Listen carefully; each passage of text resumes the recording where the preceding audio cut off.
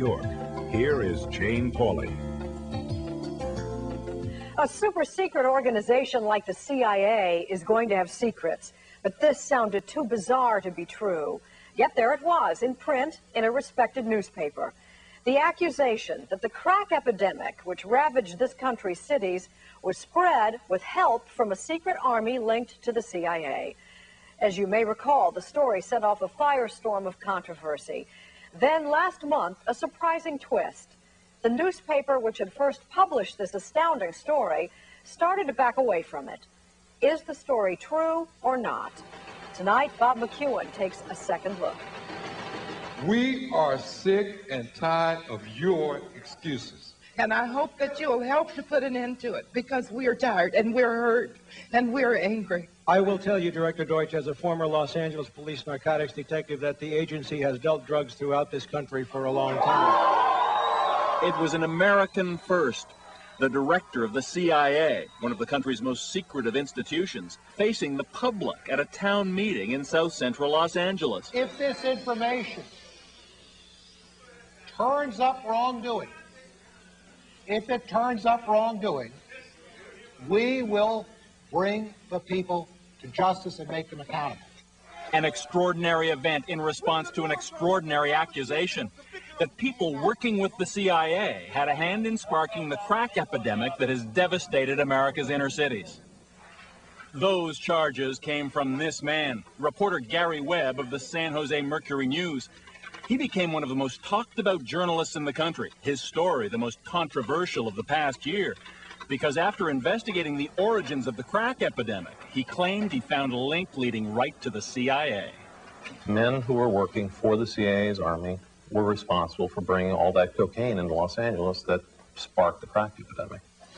The CIA's army, Webb says, were the Contras, the anti-communist rebels fighting the government of Nicaragua back in the 1980s, an army founded and funded by the CIA. Webb wrote that some Contra supporters smuggled cocaine to America to raise money for their cause. The CIA has been bringing drugs into this country. As then CIA Director John Deutsch discovered, it's an accusation that rings true for many, especially for some in the African-American community. And Webb's story has taken on a life of its own. And Gary, on the talk show circuit and the internet, some have even gone beyond Webb's charges to accuse the CIA of conspiring to target young African Americans. Was the CIA willing to poison our cities and crack cocaine?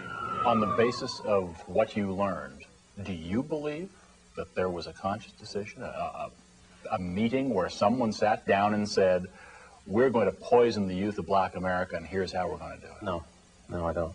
These guys were looking to raise money, and I don't think it mattered to them where they did it.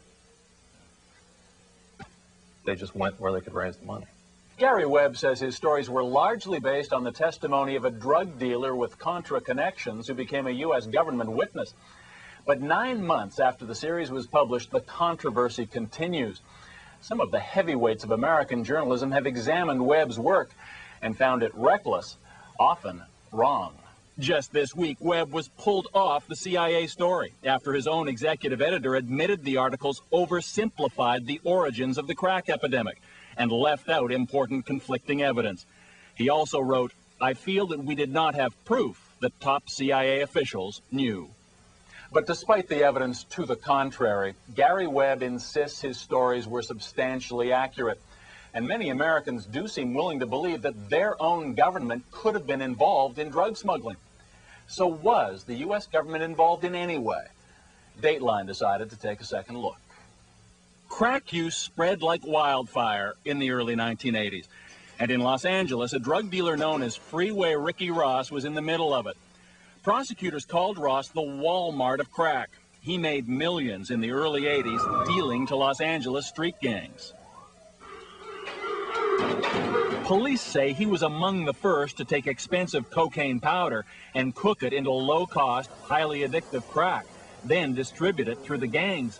Webb says Freeway Ricky helped trigger an epidemic of human misery. It's destroyed our community. All the black men are in prison, most of us. Rick Ross is now serving a life sentence for cocaine distribution. The women are still strung on the drugs. kids without fathers, without mothers. And honestly, how much responsibility do you have for that? A lot. A lot of it was my fault. I played the game. Police in Los Angeles say he virtually cornered the crack market, thanks to a steady supply of cheap cocaine.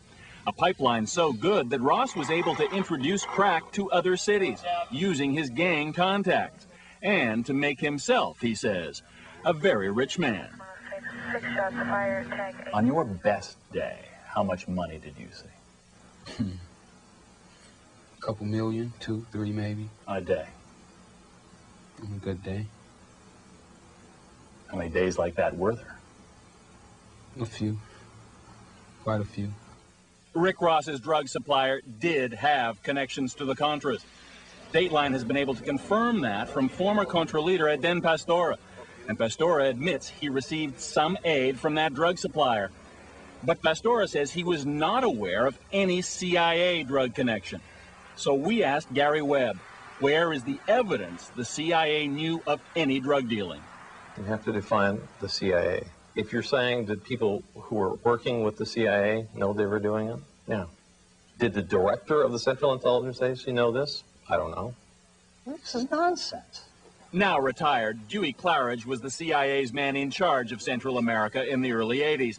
He insists the agency had nothing to do with any drug trafficking or with any cover-up. Oh, don't give me the conspiracy bullshit. Come on, you're a more intelligent man than that. Come on. I mean, come on. Listen, there has never been a conspiracy in this country. Never?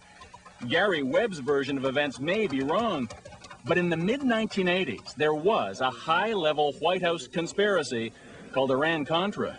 Whatever you believe, Gary Webb's stories have revived interest in an issue that's been simmering since Ronald Reagan was at the White House.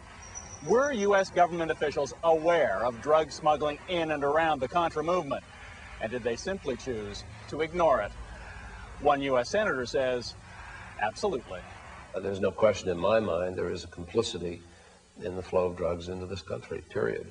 A Senate investigation led by John Kerry of Massachusetts found that individuals who provided support for the Contras were involved in drug trafficking, and that one or another agency of the U.S. government had information regarding the involvement, either while it was occurring or immediately thereafter. Incredibly, according to Senator Kerry, smugglers even used the U.S. government's own airlift operation at El Salvador's Ilopango airport to get cocaine back across the American border. This drug enforcement agent patrolled that same airport in the mid-'80s. It was just nonstop traffic coming and going, and nobody ever inspected their planes or their cargo or whatever. Cele Castillo told Dateline he observed rampant drug smuggling at that airport. Well, what we had was that we had Contra pilots flying out of Ilopango, smuggling drugs into the U.S., cocaine specifically. He claims the smuggling was so open it had to be condoned by the U.S. government. Castillo says planes would arrive filled with supplies for the Contras, then leave carrying cocaine for America, bound for military airfields in Florida and Texas, offloaded out of sight of the law, then shipped to California and other points in the U.S. And there's more. Castillo says when he reported all of this to his bosses at the DEA, he was told to ignore it. So you were told point blank? Point blank, stay away from it. It's a covert operation being run by the White House. In a letter to Dateline, the Drug Enforcement Administration said it has vigorously investigated, and no evidence has ever been found to substantiate Mr. Castillo's charges. As for the CIA, it's denied ever aiding or condoning drug smuggling.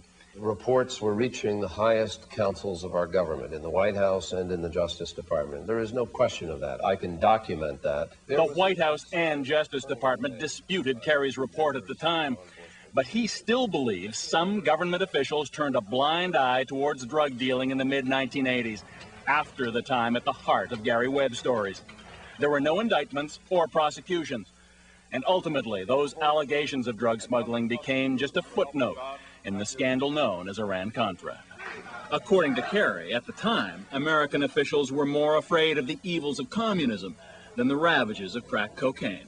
I'll tell you, South Central Los Angeles and every other city in America are owed an explanation. People knew that drug trafficking was getting mixed up in the flow of weapons. People knew there were bad types involved in this operation. They didn't turn off the spigot. That's plain and simple. The CIA is reviewing the charges made by Webb and says it will conclude its investigation by the end of the year. The House Select Committee on Intelligence says it will issue its own report and that its investigation will not be affected by the Mercury News' reevaluation of its series.